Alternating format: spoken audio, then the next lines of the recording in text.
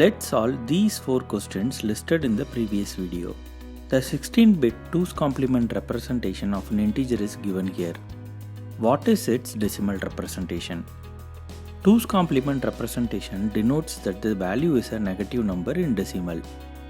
To get the negative value denoted by this 2's complement number, we can either apply the 2's complement again or reverse operations performed in 2's complement.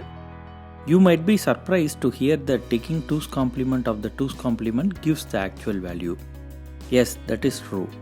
However, reversing operations performed in 2's complement is more natural to get the actual negative number, right?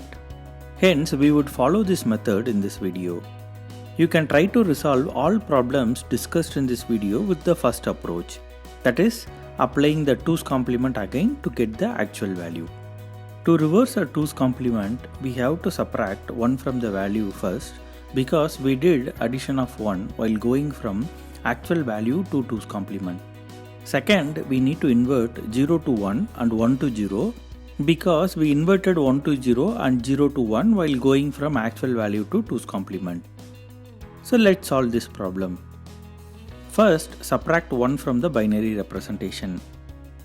Then invert 0 to 1 and 1 to 0.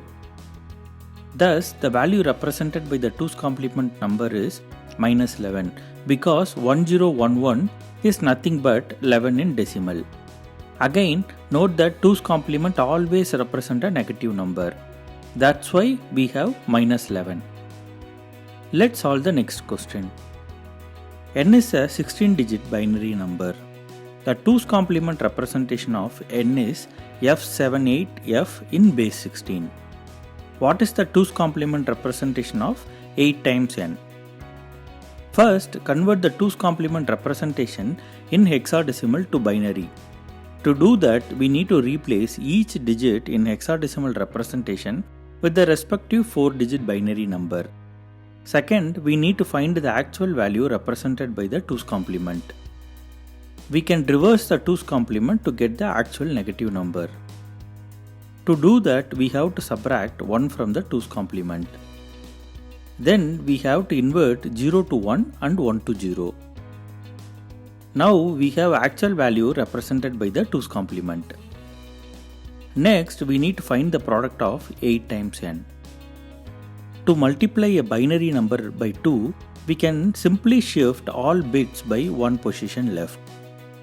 To multiply a binary number by 8, we can denote 8 as 2 times 2 times 2 and hence shift all bits by 3 positions left. Using this concept, let's multiply the binary number by 8 using left shift operation. This would add 3 zeros to the right of the number. As we have only 16 bits, we need to consider only the first 16 bits from the right to left and ignore the 3 zeros on the left side. As we need to provide the final answer of 8 times n in 2's complement, we need to find the 2's complement of this binary number. Let's invert 1 to 0 and 0 to 1. Then add 1.